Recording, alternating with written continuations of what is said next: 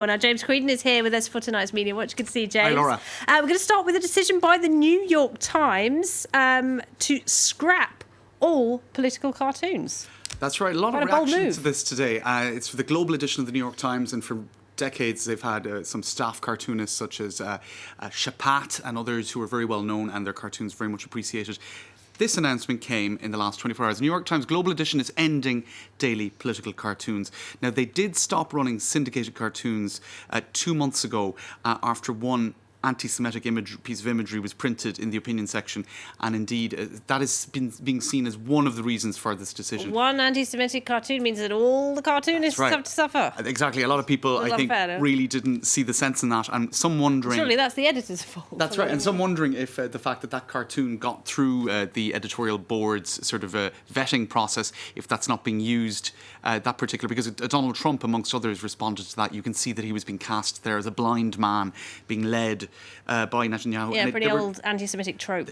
Exactly, there were tropes in it that were clearly anti-Semitic, and they apologised at the time. But I think many people feeling that perhaps that's being used as an excuse now to make a decision that they already wanted to make, which was...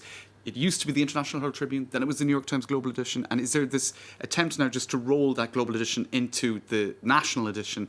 And one of the strengths of the Global Edition was in fact these cartoons. It's a shame because cartoons say so much, don't they? I mean, here in France, Plantou, for example, comes to mind. Actually, he even reacted to this. I meant to show you his comments, but there were so many reactions, a lot of cartoonists getting on board. I'll just show you some here. The New York Times will end. This is Shapat himself, one of the staff cartoonists who will no longer be featured now. I just learned weeks after publishing a syndicated, after this cartoon that caused a scandal, that that now we're going to be unpublished, if you like. For me, this is the end of an adventure that began 20 years ago, but the stakes are much higher. Now, he linked then, you can see there, that's a cartoon around the time of Charlie Hebdo. Without humour, we are dead. So, of course, the Charlie Hebdo attacks was seen as an attack on the freedom of expression and satire, which was defended at the time by media around the world, including the New York Times and Shapat cartoonist himself. On his own blog today, Shapat said, "Political cartoons were born with democracy, and they are challenged when freedom is." In other words, is this a sort of a lack of courage? This is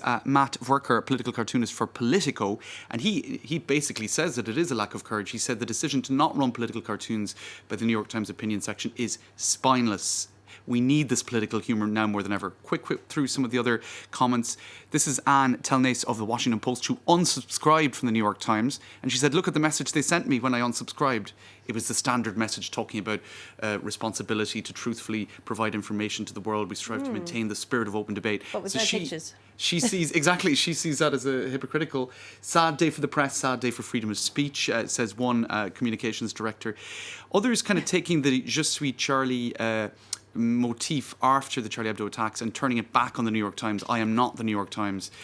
Perhaps maybe a bit excessive to kind of have that complete opposition, but it is a theme that was coming back again and again. This is another well-known cartoonist, often picked up by the Courrier International here, Joep Bertrams, and he says, in a dictatorial approach you'd have the pencil snapped. Here, it's a more subtle approach in the liberal world, the eraser. So it's really being seen as a form of censorship. This is the last cartoon in that regard by French cartoonist Alain Barthes. And after a controversy, the New York Times gives up on political cartoons, and you can see they're empty. Well, I wonder space. if they'll stick to that decision, or if they see their subscriptions going down, they might have a rethink. I don't know. Well, there's pressure being put on them, and let's see if that pressure actually has an impact. It might do. We'll have to wait and see. Well, talking of pressure causing people to change their minds, let's go to Russia. Exactly. And the journalist Ivan Golunov, who's just been giving a press conference, actually, after he was released by police. All charges dropped. Pretty good news for journalists in Russia, because this does not happen very often, does it? People are really pleased with this online. The reactions are kind of gushing, really. Ivan Golunov is free. This is the media that he worked for, Meduza. They work in different languages, including English, and they're based in Riga, Latvia, because if they were operating in Russia, they'd have a lot more pressure. And their editorial board is really delighted about this. Ivan Golunov is free. A message from the board, and they're feting that. "We are glad that the government has listened to the people. That's how it should be when injustice occurs." And of course, the whole thing was that the charges against him were pretty clearly trumped up. They were drug charges, and 5 of the 6 photos that were supposedly taken at his apartment showing a drugs lab were proven not to be in his apartment at all. This is Max Sedin of the Financial Times in Moscow. Ivan Golunov is free, an unbelievable turnaround, and the only right thing to do when the evidence was clearly faked.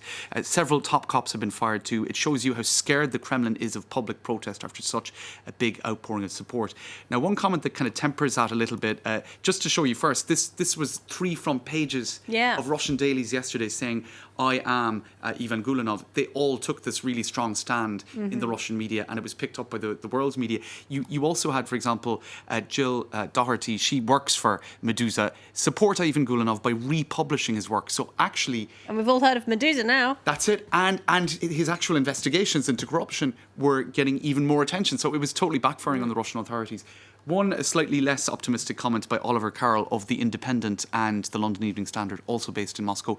Quick thoughts on Golunov. This is a victory for the unprecedented, ununified Russian journalist collective, but another, much stronger collective has been humiliated today. It's naive to expect that they will take it lying down. In other words, the powers that be, the Kremlin. Yeah. Well, Golunov's not lying down either. Yeah. All right. And just very quickly, Brazil. Yes. All right, lots to say on this. This is The Intercept, another news site, Glenn Greenwald. That's there are right. calls for him to be deported from Brazil now. So there's the big haul of leaked conversations showing that the Justice Minister, when he was a judge, may have colluded with prosecutors, in particular in the corruption investigation dealing with Lula. He denies all of it. He denies it. But there are 2 hashtags on social media showing how polarised Brazilian social media is right now.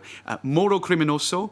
Moro is the name of the Justice Minister. He is a criminal, in other words, and so a lot of people calling him a scoundrel and a criminal, showing this meltdown, and actually quite pleased to see him getting this exposure, or being exposed. But Deporta Greenwald, the journalist in question, who was of course very involved in the Edward Snowden revelations at the time as well, there are calls for him to be deported. This man is not welcome here. Operation Car Wash, the largest anti-corruption operation in the country, he's against this. He should be deported. And actually, a lot of the comments under that hashtag were some people saying they were xenophobic and homophobic against the person of Glenn Greenwald. So very polarised stuff on Brazilian social media. Got a lot of reaction online, that one, hasn't it? All right, James, thank you very much indeed. James Creedon with Media Watch.